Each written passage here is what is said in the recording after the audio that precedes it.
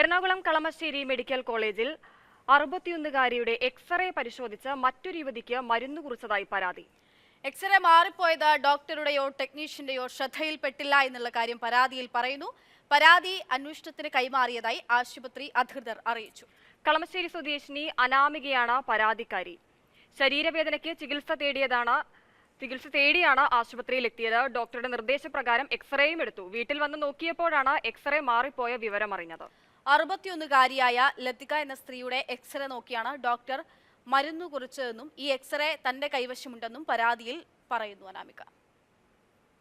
മരുന്ന് കഴിക്കാൻ നേരത്തെ ഞാൻ എൻ്റെ എക്സ്റേ റിപ്പോർട്ട് ഒന്ന് എടുത്ത് നോക്കി.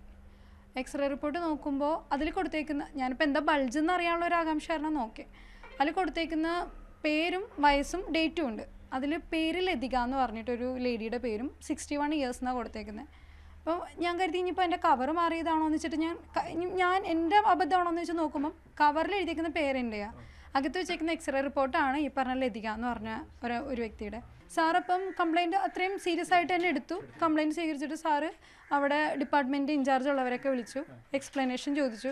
ആ നേരം കൂടെ എനിക്ക് വേദന കടുത്തപ്പോഴേക്കും എൻ്റെ സാറ് പറഞ്ഞിട്ട് എന്നെ കാഷ്വാലിറ്റിയിൽ അഡ്മിറ്റ് ചെയ്തു.